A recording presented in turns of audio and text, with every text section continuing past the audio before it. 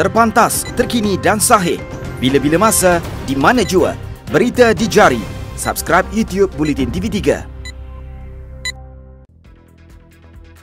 Buletin 1.30 25 April bersama saya Azaria Tagaya. Antara paparan hari ini. Bekalan air dijangka kembali pulih lewat hari ini.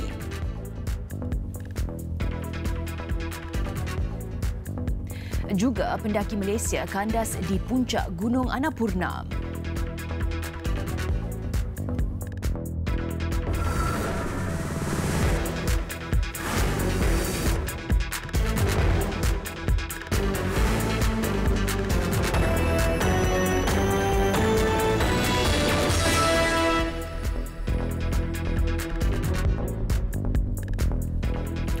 Assalamualaikum dan salam sejahtera.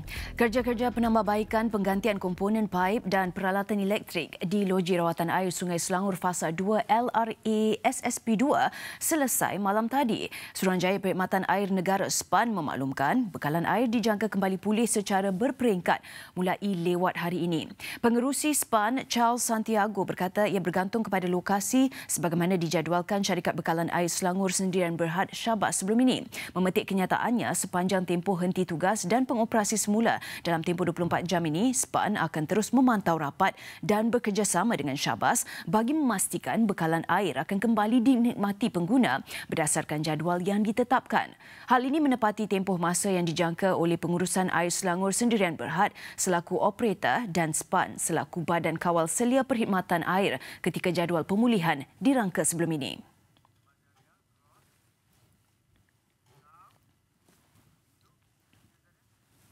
Dan meskipun menarik nafas lega dengan kenyataan terbaru itu, pengguna perlu mengambil langkah berjaga-jaga berikutan proses menyalurkan bekalan air terawat ke kolam utama dan sistem agihan mengambil masa 24 jam. Dan bagi mengetahui perkembangan perkara itu, kita bersama Amirul Hakim Lokman di Klang, Selangor. Jadi Amirul, bagaimana maklum balas pengguna terhadap situasi terkini proses penyaluran bekalan air? Ya, Zaria, air keruh di Melaka, air kuning di Perak, air hitam di Johor, air tiada di Kuala Lumpur, Kuala Selangat, Kuala Selangor, Kelang, Shah Alam dan juga Gombak dan juga Petaling. Dan pada hari ini, di mana sejak malam tadi pada jam 11 malam, pihak Air Selangor telah maklumkan bahawa kerja penambahbaikan di Loji Rawatan Air Sungai Selangor Fasa 2 LRA SSP2 telah siap sepenuhnya. Namun, proses penyaluran air yang terawat akan mengambil masa 24 jam berpandukan kedudukan geografi lokasi premis perniagaan yang berada di kawasan yang tinggi dan ini mengambil masa sudah tentunya daripada berita yang dimaklumkan oleh Air Selangor ini memberikan berita baik ataupun supaya pengguna untuk menarik nafas lega di rumah ataupun kediaman mereka untuk mendapatkan air yang terawat. Dan seperti anda lihat di sekitar saya di belakang ini adalah salah satu daripada pilih air awam yang disediakan oleh pihak Air Selangor dan ini menunjukkan di mana pihak Selangor akan menyediakan bekalan secukupnya meskipun tempoh kerja penambahbaikan telah siap awal, namun proses untuk menunggu bagi mendapatkan air saluran yang terawat akan mengambil masa juga. Jadi untuk itu saya nasihatkan ataupun pihak Selangor memaklumkan agar pengguna atau penduduk di kawasan sekitar 577 kawasan yang terjejas untuk menyimpan air bekalan yang secukupnya sebelum mendapatkan air yang akan disalurkan nanti. Selain itu, apa yang juga saya dapat temu ramah bersama pengguna-pengguna yang mengisi air di sini, kita ikuti temu bual yang telah saya lakukan sebentar tadi. Okay, Alhamdulillah, lepas mendengar berita tu cakap jangan dah siap dalam pukul 11 malam tadi, right? And then, tapi ada sikit-sikit kawasan lagi yang belum dapat lagi air sepenuhnya, seperti di kawasan saya dalam Jalan Teluk Gadung Kecil. So, saya terpaksa proaktif, ambil air di sini lah untuk bekalan. Tak tahu sampai bila, kemungkinan petang ni atau malam ni lah, insyaAllah. Dia bagi tempoh dalam masa 4 hari, tapi Alhamdulillah within 2 hari kira dah settle lah. Kira syabas lah kepada bekalan Air Selangor juga. Kira dia punya proaktif action lah, agak cepat jugalah. Ya bang, nak mandi tak ada air, masak pun susah. Tengok kalau ini hari boleh datang senang lah. Jadi berapa kali abang ulang alik? Saya baru sekali bang. Saya semalam ada simpan. Tapi ini hari tak cukup air lah. tolonglah bagi cepat. Itu ajalah.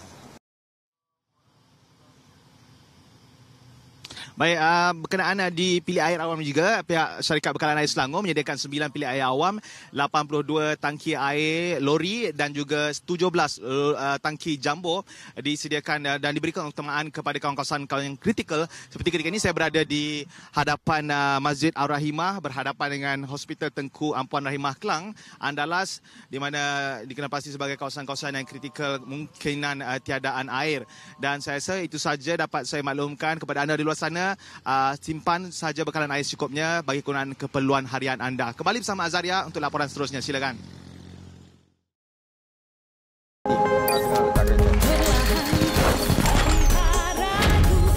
Up 32 megapiksel, kamera depan terangkat. Vivo. Sebuah lori trailer dilaporkan terbalik di kilometer 434.8 Lebuh Raya Utara Selatan dari Sungai Buaya ke Rawang sehingga semua laluan di lokasi berkenaan terhalang awal pagi tadi. Dalam kemalangan kira-kira jam 4.50 pagi itu, trailer yang membawa muatan batang besi itu dipercayai hilang kawalan sebelum terbabas dan terbalik. Bagaimanapun, pemandunya dilaporkan hanya cedera ringan. Batang besi panjang yang bertaburan di atas jalan raya memerlukan masa yang lama untuk proses pengalihan. Susulan itu, aliran lalu lintas dilencongkan sementara ke susur keluar Plaza Tol Sungai Buaya sebagai laluan alternatif untuk semua jenis kenderaan. Lembaga Lebuh Raya Malaysia memaklumkan laluan dibuka semula kira-kira jam 9.40 pagi tadi.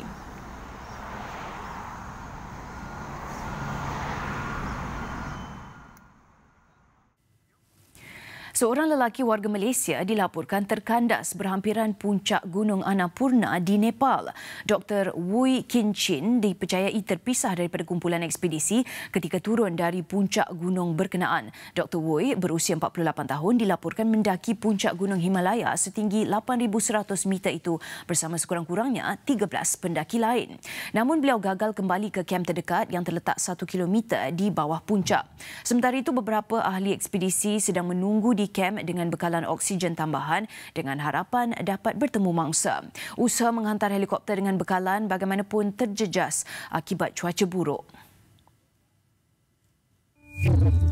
Gunung Annapurna yang terletak di banjaran Gunung Himalaya merupakan gunung ke-10 tertinggi di dunia dengan ketinggian kira-kira 8,100 meter. Difahamkan ia adalah antara gunung yang paling berbahaya di dunia untuk didaki serta mempunyai kadar kematian lebih tinggi berbanding Everest. Secara teknikal, ia lebih sukar kerana kecenderungannya untuk mengalami runtuhan salji dan cuaca melampau yang menambah lagi kesukaran ke atas laluan ekspedisi. Gunung Annapurna juga mempunyai zon yang dikenali sebagai zon maut yang membawa maksud bahawa di altitud tertentu pendaki tidak akan mampu untuk bertahan lama kerana kekurangan oksigen.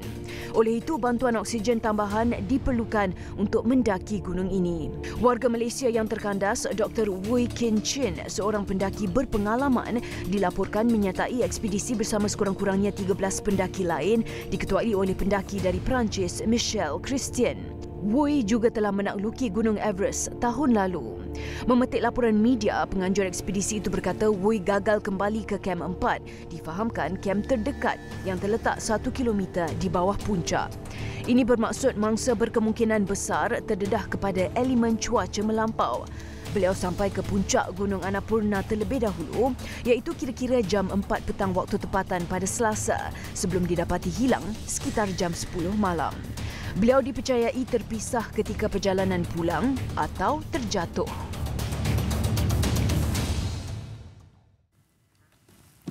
Perdana Menteri Tun Dr. Mahathir Mohamad melawat syarikat telekomunikasi terkemuka China, Huawei Technologies dan melihat secara dekat kelebihan teknologinya di Beijing pagi tadi.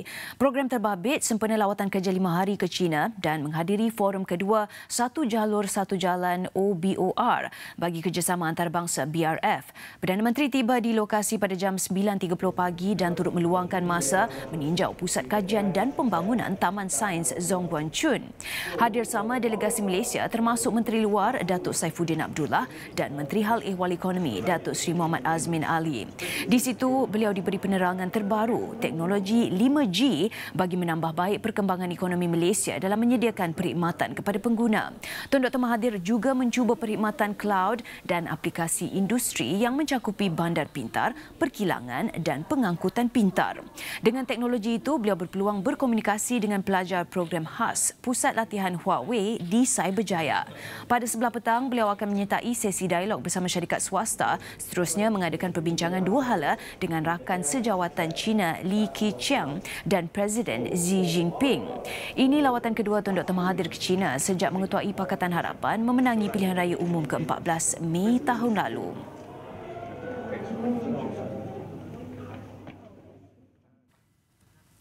Pengarah syarikat kilang memproses tayar terpakai warga Singapura mengaku tidak bersalah di Mahkamah Session Johor Bahru atas tuduhan bersubahat melakukan pelupusan buangan minyak di Sungai Kim Kim, Pasir Gudang bulan lalu. Tertuduh Sim Wei De, 50 tahun, membuat pengakuan itu selepas kertas pertuduhan terhadapnya dibacakan di depan Hakim Jailani Rahman.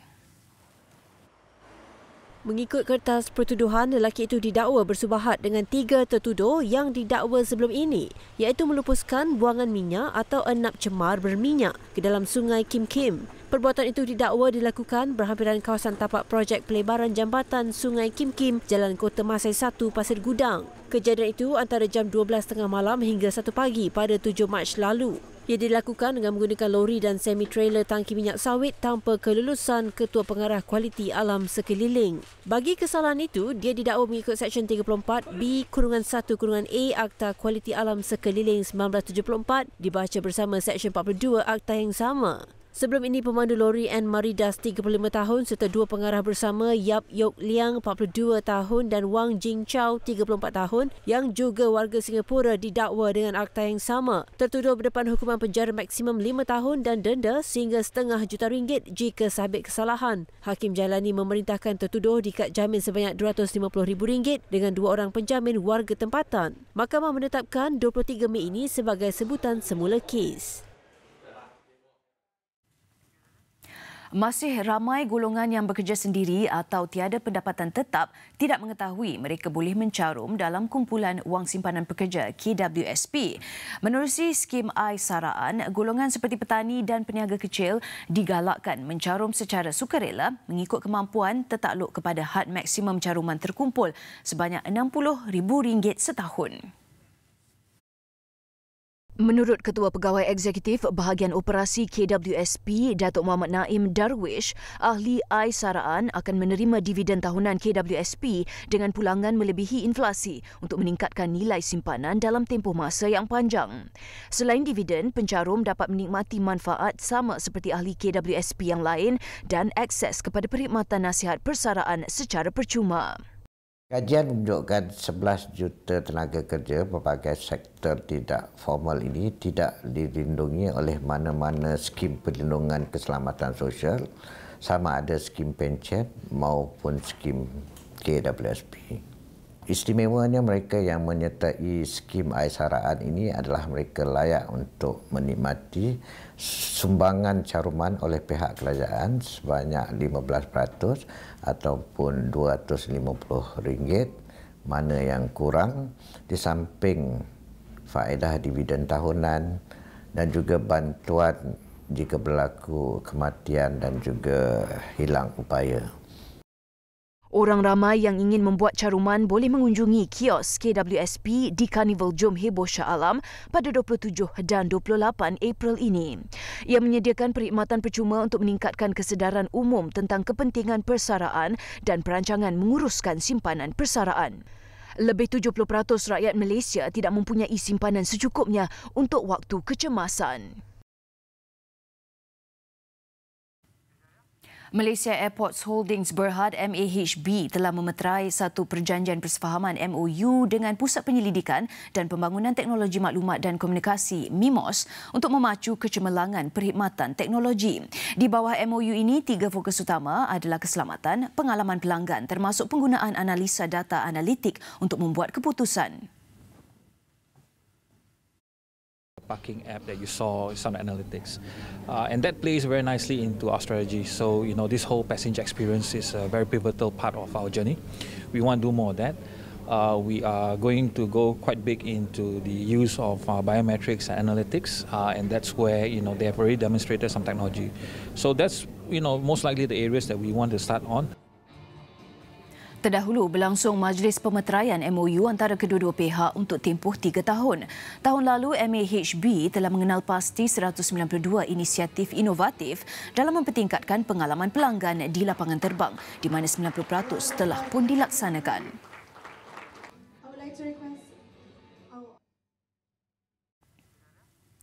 Lebih 1,500 tetamu disajikan tayangan eksklusif filem Marvel yang paling dinanti-nantikan, Avengers Endgame. Ia dibawakan oleh Petron Malaysia bagi meraihkan rakan perniagaannya, pelanggan setia, selebriti dan media.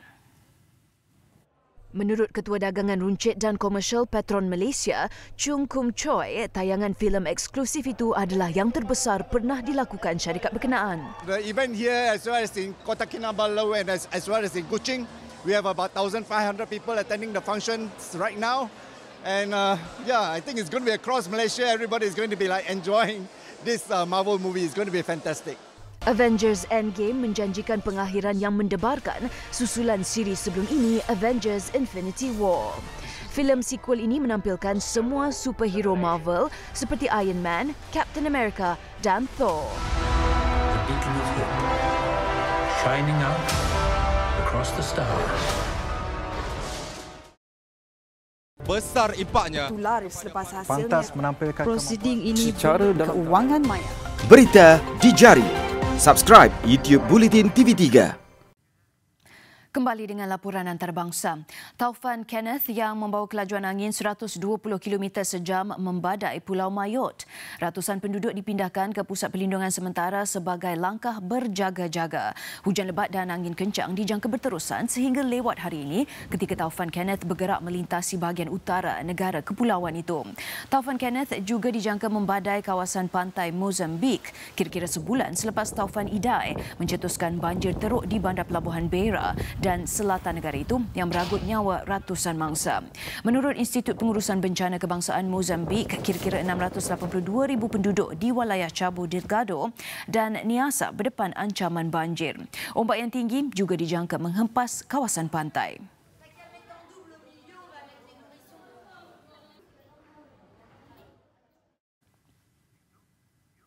Scotland akan menyediakan referendum kemerdekaan sebelum Mei 2021 tanpa kebenaran dari London. Menteri Pertama Nicola Sturgeon berkata sehubungan itu rang undang-undang parlimen yang diturunkan akan disediakan sebelum akhir 2019. Scotland rakan kongsi politik England selama lebih dari 300 tahun dan sebahagian daripada United Kingdom menolak kemerdekaan dengan kelebihan 10% dalam referendum pada 2014. Tetapi perbezaan pendapat berhubung peraturan Britain keluar daripada Kesatuan Eropah EU mengakibatkan hubungan dengan London semakin regang. I will argue that independence offers the best future. That case for independence is even stronger now, given the profound changes that have taken place in the UK since 2014. Tambah beliau, Scotland yang mewakili 8% daripada jumlah keseluruhan pengundi Britain tidak memerlukan kebenaran pada peringkat ini daripada London. Walau bagaimanapun, kelulusan London perlu sebelum rang undang-undang untuk mengadakan referendum kemerdekaan dilaksanakan. Dalam pungutan suara UK berhubung keanggotaan EU pada 2016, penduduk Scotland menolak langkah keluar daripada blok ekonomi Eropah itu.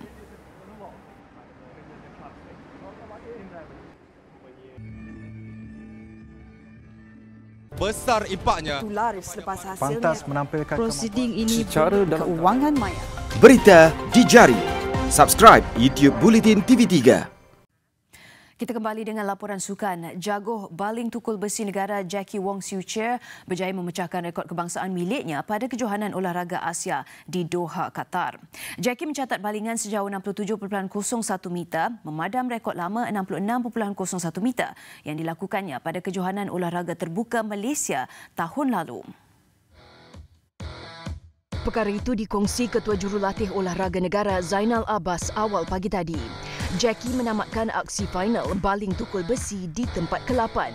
Bagaimanapun, ia sudah cukup membanggakan atlet berusia 27 tahun itu kerana dia satu-satunya daripada 9 wakil negara yang berjaya mencatat rekod baru kebangsaan di Doha. Pingat emas dimenangi jago Tajikistan Dilshod Nazarov dengan catatan 76.14 meter. Program Sekolah Kepimpinan Masa Depan Malaysia MFLS, Projek Ribin Kuning dan pengenalan skim kesihatan khas untuk atlet. Itu 3 pencapaian besar dicapai oleh Kementerian Belia dan Sukan sejak Pakatan Harapan PH mengambil alih kerajaan pada 9 Mei tahun lalu. Meskipun berdepan persepsi negatif dan cabaran pada awal pelantikan beliau, Menterinya Syed Saddiq Syed Abdul Rahman yang merupakan ahli kabinet paling muda dalam sejarah politik tanah air berkata, beliau ingin membuktikan cara terbaik menangani kritikan adalah menerusi pembaharuan dan dasar baru. Program MFLS adalah pengganti kepada program latihan khidmat negara PLKN dan Biro Tata Negara BTN bermatlamat membangunkan jati diri dan belia berwawasan. Selain berpuas hati dengan program tersebut, ujar Syed Saddiq, pelaksanaan MFLS dapat menjimatkan kos berbanding PLKN dan modul program dirangka tanpa campur tangan politik. Dia dah 16 tahun kalau saya tidak silap. Without fail, without missing it, dia akan pergi ke Jepun untuk mensyarah di sana. Dan saya jealous. Bagaimana boleh anak muda di Jepun diberikan slot khas untuk dilatih oleh Yang Amat Berhormat Perdana Menteri, tetapi di Malaysia tak boleh. Sebab itu kita bawa ke Malaysia, we do it better. Saya jumpa dengan founder Japanese Future Leader School minggu lepas. She's amazing and exceptional, tapi bila dia dengar our program, mengenai projek Ribin Kuning, menurut beliau, projek dilancarkan kementeriannya dengan kerjasama Jabatan Penjara bertujuan memberi peluang kedua kepada bekas penghuni penjara dan sekolah pemulihan akhlak, terutama daripada golongan belia. Sebab sekarang ini, the hard rule is absolutely no one yang bekas banduan, walaupun salah kecil, tapi there's a criminal record, tak boleh diserapkan masuk ke bawah JPA. I'm not talking about high-risk jobs or sensitive jobs. Yang bergajikan 1,200, 1,300 pun bekas banduan tak boleh. Again, there's a big hypocrite of us kan. Kerajaan nak suruh sektor swasta ambil, tapi kita sendiri tak nak lakukan. So pada mesyuarat Jemaah Menteri, I think few months back, saya dah bangkitkan kepada KSN. Now we are working together, the task force untuk turut menjadi kebanggaan beliau ialah pengenalan skim kesihatan khas untuk atlet bagi menjaga kebajikan mereka. Dalam pada itu, mengenai perkara yang masih dalam proses untuk dicapai, Syed Saddiq berkata pihaknya berusaha untuk menyediakan 100,000 peluang pekerjaan setiap tahun sekaligus mewujudkan 1 juta peluang pekerjaan dalam tempoh 10 tahun. Selain penyediaan perumahan mampu milik bagi anak muda dan pindaan perlembagaan untuk menurunkan umur layak mengundi kepada 18 tahun. Baik, laporan itu mengakhiri Buletin 1.30.